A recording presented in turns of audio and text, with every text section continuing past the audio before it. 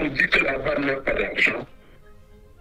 Les études ont l'argent qui en Europe, le volume est supérieur au volume d'argent qui quitte l'Europe pour l'Afrique. Donc, l'Afrique a de l'argent qui s'en va. Alors, quand l'argent s'en va, qu'est-ce qu'on fait? Et on veut l'avoir.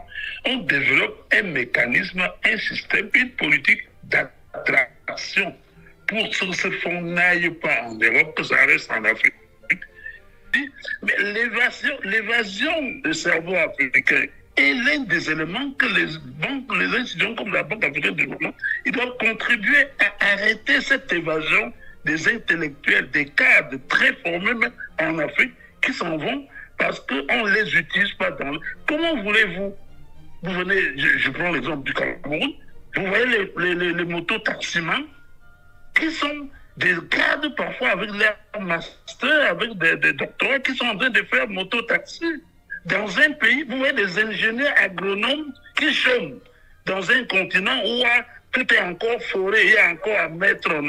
C'est-à-dire qu'il faut savoir utiliser les cadres africains et la base de se pencher vers cela.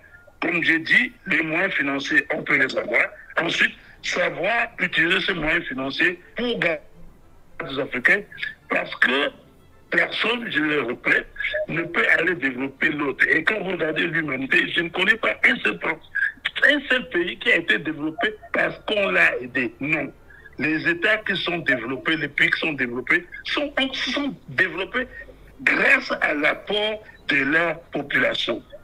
Donc je pense que très concrètement, s'il faut que la BAC soit une vraie BAC panafricaine, il faut que les moyens soient africains, que les cadres soient africains. Évidemment, on peut collaborer en partenariat, mais le cerveau central de la BAC, en matière de ressources humaines comme en financement, doit être africain.